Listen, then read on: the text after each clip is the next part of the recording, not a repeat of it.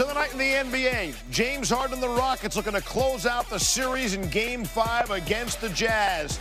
This would be a rare, awesome game in the first round of the NBA playoffs. Harden's looking to get going. Loses the handle before he can make the wide-open layup. A Harden fumble. A turnover in a big way. Second quarter, Harden going around the screen. Rudy Gobert stands in the paint. He's waiting for him. Harden opts not to take Gobert on. Dribbles out. Gets Royce O'Neal matched up on him and then blows that one too. Harden can't convert another easy basket. He would, however, find his rhythm. It's a long game, and there's the James Harden we all know and love. Less than 10 seconds remaining in the first half. Harden again. He started the first half by only scoring 2 points, shooting 1 of 11 from the floor. He finished 3 of 3 with 8 points in the final 3 minutes. Don't you worry about the third quarter. Let's go to the fourth, tied at 77. Harden makes the floater despite the foul by Derek Favors. Rockets go up 3 after Harden converted. Just over 7 minutes remaining. Chris Paul, welcome to the highlight. Rockets up 5. Rockets up 3. Here's Paul. Tough shot, can't get it to go. Capella, the rebound up strong, makes the layup and fouled. And Harden loving the strong effort by his teammate. Under 3 minutes to go. Jay Crowder gets the front of the iron and down. Jazz down 1. 2.5 left. Rockets up 1.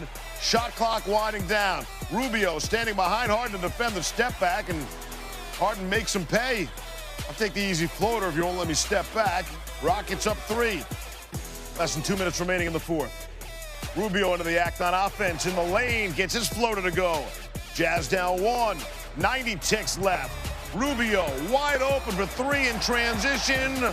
Wow. That is all air instead of all net. P.J. Tucker the board, and he's fouled. Tucker went 0 for 2, missed both free throws. Mitchell drives, stripped by Eric Gordon. Jazz have to foul. Rockets would seal the deal at the free throw line. Mitchell 4 of 22 shooting. So the Rockets advance. Eric Gordon with Stefano Massaro.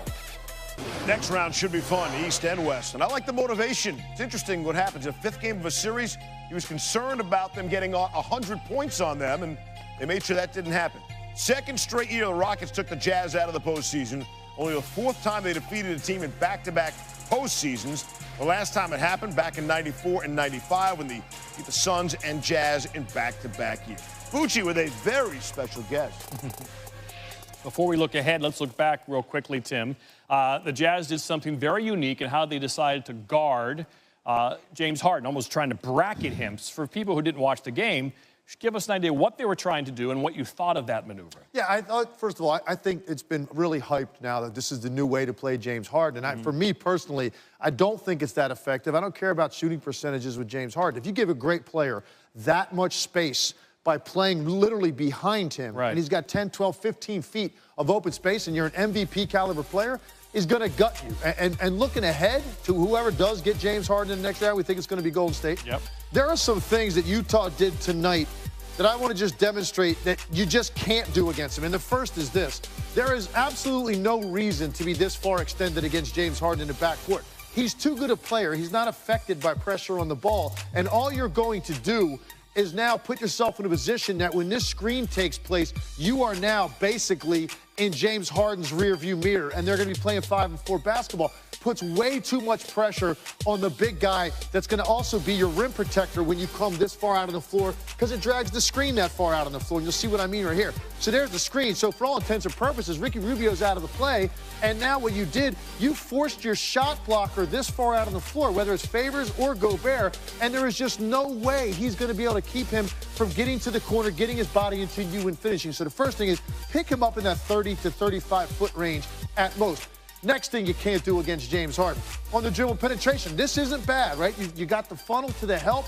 You get Jay Crowder pinching down right here in Capella. On the first pass, Booch, wherever that goes, you can only have one guy chase. And there's a couple ways you can play this. If you want right here, some teams will run this guy off the top to the corner, and that will give Jay Crowder then time to come out here on the second pass. Some teams would do that. Some teams would have, after you pinch, get out here on the kick out, and then Donovan Mitchell, it's incumbent upon you to stay out here somewhere. There's got to be a shooter in this area of the floor, but watch what happens. On the pass, you get 1, 2, 3 guys chase, and now you're going to see House walk into a 3 right here. So your rotations on the penetration, even if you overreact to Harden, one guy has to chase the first pass. And then the last one, this is what I'm talking about. Now, why are they doing it? This is because they're terrified of the step-back 3. That's the one shot they're trying to take out of his arsenal. I still say it's one of the lowest percentage shots in basketball. But when you give a great player this much space, he's in a pretty good comfort zone. Key point of the game, too, right? No question about it. Biggest possession in the game right here. And you're going to see what James Harden does. How does he get separation? Watch, he starts to go, and then what? A little stop, and now look at that space. And you know what you've done? You put him again in an impossible position. Because if he comes too soon, this is going to be a lob dunk for Capella. Yep. So he waits back in the restricted area. Well, now it's just a simple floater for James Harden. And this has become the new thing. Like the Bucks did it with some success toward the end of the year. And Utah came into this series, and I personally felt like a team that was one of the best defensive teams in the league, playing traditional man-to-man defense. They try to do this gimmicky type defense on the fly, getting ready for a great player, and they never really felt like they were comfortable playing it to me. And as a result, look, they got better as the series went on, more competitive. Houston advances, but I just think if you give any great player unimpeded progress to the rim, they're going to gut you one way or another, and I think Harden's going to make enough plays, particularly with the game on the line. So we assume now that the Warriors will eliminate the Clippers eventually, and it will be Rockets and Warriors again. Mike D'Antoni talked about that moments ago. Mike, assuming it is the Warriors next round, how do you feel about your chances, and what kind of are the keys in your mind? We should wait, shouldn't we? Is that a little early, isn't it? No, because that's the question everybody's wondering. Well, no. But it's early. It's early. Well, yeah, I mean, obviously, we'll see what happens. And if they come out of it, you know, it's going to be a great series. And, you know, we said all year, just run it back. Well, okay. Okay. I guess we're going to run it back. You know how good they are. So we'll see. We'll see how it goes. Compare and contrast the matchup from last year to this year's. Well, a couple of things. I think, first of all, you know, Golden State is a team that I think has got the best personnel to play James Harden, the most straight-up man-to-man that you can. No one's going to stop him. But they, to me, have a stable of personnel that they can throw at him, whether it's Klay Thompson or Andre Iguodala. Kevin Durant's going to get him at times. Even if you switch out a Draymond Green or a Kevon Looney in a ball screen, those guys do a pretty good job out on the perimeter. So don't get too gimmicky. Stick with your personnel. Trust your personnel. And I think they're going to force James Harden into having big scoring games to beat them rather than giving him the best of both worlds, which you do when you allow that kind of penetration. That's going to be their #1 goal, regardless if he makes a few threes early in the game. Don't overreact to that. I think that's going to be Golden State's strategy. But right now, Houston believes, absolutely, the way they're playing D, that they can beat the Golden State Warriors. Percentage of chance you give Golden State? 50, 40, 38? 40. I say 60-40 Golden State. That's a pretty good chance. Yeah, definitely. All right. Tim Legler talking hoop. All right, fellas, still to come. Talk and all this stuff, and that was the last word. All right, so that's the shot that blew up the internet last night. And right afterwards, this is the shot that was seen around the world. But here's the thing. Damian Lillard has been taking and making shots like that for years. But for some reason, he's never received the credit that I and many people think he deserves. Credit for being one of the best shooters in the game today. He's actually been overlooked for years, including snubs by Team USA, things he will never forget. So this expression after that shot says so much, and our Mark Schwartz was there. The score was tied. The clock was ticking down, and Damian Lillard was still 40 feet from the hoop. Dame time. For a man with so much range, they've begun to call him Logo Lillard. It's a great feeling going up there when you know it's going to be a win or overtime, so it wasn't that much pressure. I got to a spot I was comfortable, I had some space, and I rose up with confidence. Working it down to 2-1, a deep three. Oh! Blazers win the series, a walk-off three from Lillard. I seamed it. I got good lift in my legs. It came off nice. Whether I made it or missed it, I felt good about the shot I took, and it went in. I mean, that's a bad shot. Care what anybody says, that's a bad shot. I didn't know he was going to raise from 40. I was like, go, go. Then he raised from 40, and I was like, that's bad. Lillard scored 50, and Portland needed every one, especially with his backcourt partner C.J. McCollum benched by early foul trouble. Lillard played the first 3 quarters without a break. Damian's performance was probably the best performance I've seen in person. The way he carried the team in the first half, the magnitude of the last shot, obviously, to win a series, it was quite a performance. No matter what the Thunder threw at him, Lillard scored from everywhere. But it's his knack to hit threes from 30 feet and beyond that has transformed him into a monster. That's why they call him the logo Lillard, you know. But I think, you know, that's what the great leaders does. You know, he made himself better and he made everybody else better around him. He just made big shots, you know, big shots, tough ones. It was his night, he felt it, and you know, he knocked him down. Which is closer to how you felt when it went in? Relief or exhilaration? Not relief. I just felt like this is what I envisioned. When we got our ass kicked last year, I kept telling people, as long as we stay together, keep believing, keep working, it's gonna be something waiting for us at the end. And I knew it was supposed to be like this tonight. This is how Lillard summed up a series which featured plenty of trash talk from Russell Westbrook and Dennis Schroeder. There's been a lot of talk, a lot of back and forth, and that was the last word. And that shot should not have surprised anybody. According to Second Spectrum, Lillard made an incredible 8 of 12 shots. 8 of 12 from 30-plus feet in this series. That is 67% incredible.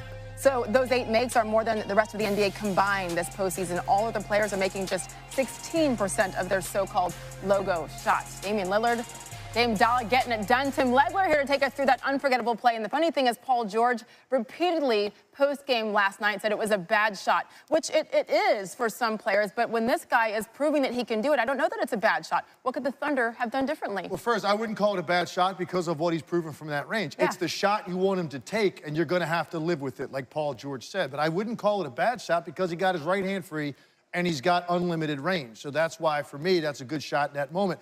Taking you through this, Sage, I thought interesting for me, first of all, just take a look at the time. When this ball comes off the board, this is a predetermined thing. I'm guessing they probably said anything less than 7 seconds, we're probably going to call timeout because it's just not enough time to get up the floor. 18, they already predetermined. We're going to play on, no timeout. So I thought that was interesting.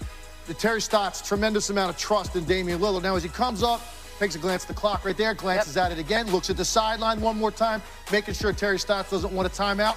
He knows what he's going to do probably at this point, but there's one thing he needs to do first, and it's right there. That little between-the-leg crossover, as you can see, his shoulders and head are leaning in this direction now. That's all it took for Paul George's weight to shift, just enough. He knew the entire time he was coming back to his right. I want you to look at how much ground he covers. His left foot is on the edge of this logo. By the time he shoots it, he's somewhere over in here. So this is that sideward pound dribble he takes to separate. And then there's one more component that allows him to get this shot off, and it's right here. Paul George, because he was coming from that direction, he closes and contests with his right hand. Why is that so important? Because the ball is on the opposite side of Damian Lillard's body. So Damian Lillard is releasing the ball right past his hand, right into the basket. If Paul George closes with his left hand, he's probably hand on hand. That might be just enough to throw this shot off. But the closeout doesn't quite get there. He gets just enough space. He knew what he wanted to do. He executed it perfectly and knocks down the game winner. And I'll echo what Terry Stotts said. This is one of the greatest playoff performances I've ever seen. Certainly one of the greatest finishes and closes. Love that breakdown with the shoulder, though. And oh, by the way, if you don't like the shot, the 47 points before that probably had something to do as well. Right. And once again, Oklahoma City going home for the 3rd straight year. Now they get to wait to see if the Nuggets can close out the Spurs tomorrow night in San Antonio. Tim Legler, good stuff as always. Thank you.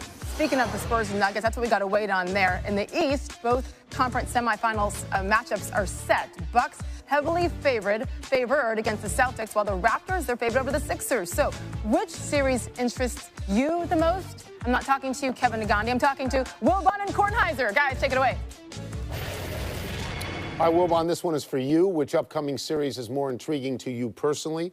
Celtics-Bucks or Sixers-Raptors? Tony, I'm going to get in the Wayback Machine a little bit and go with Celtics-Bucks. And I'm going to enjoy the other series, too. Don't get me wrong. But Celtics-Bucks, for those of us of a certain age, harkens, you know, a championship series that was played in 1974, I believe, went 7 games. And, I mean, you think about who was on those Celtics teams. Cowens, JoJo White, Havlicek, Paul Silas, Paul Westphal. And on the other team was Kareem and Oscar with Bobby Dandridge and Lucius Allen. I know You remember those teams very well. I do. Okay, so moving forward, I mean, and that was, of course, people say, how can they be in the finals? Because the Bucks were in the West, kiddies. Little lesson. I don't know who I favor in that series. I understand that the Bucks and Antetokounmpo have home court, and the Celtics have sort of underperformed all year and intrigued us with, can they flip a switch and well, they did it, but it was, it was against a team that, sort of doesn't matter. And the Bucks beat a team that sort of doesn't matter in Detroit, not ready yet for prime time. I don't know. I'm going to give the Celtics a slight advantage in my mind. What about you? So, in terms of which series do I find more intriguing, I believe that at this point, the 76ers probably have to go through the ringer once or twice more before they ascend. And fair. and you always accuse me of being a star guy, and I am. And Embiid and Kawhi Leonard are stars, but not on the level of Kyrie Irving and Antetokounmpo. I mean, one of them has a ring already. One of them could ascend this year to being maybe the face of the NBA for the next 10 years or something like that. So the intrigue for me is more in that particular series. Yeah. But you're rooting for all I-95 in the Eastern Conference Finals. No, right? I'm not. Boston, I'm not Philly? a slave to geography. I'm not a slave to geography. I'm not. I'll remind you that next week. That's it. We're done. Back to you.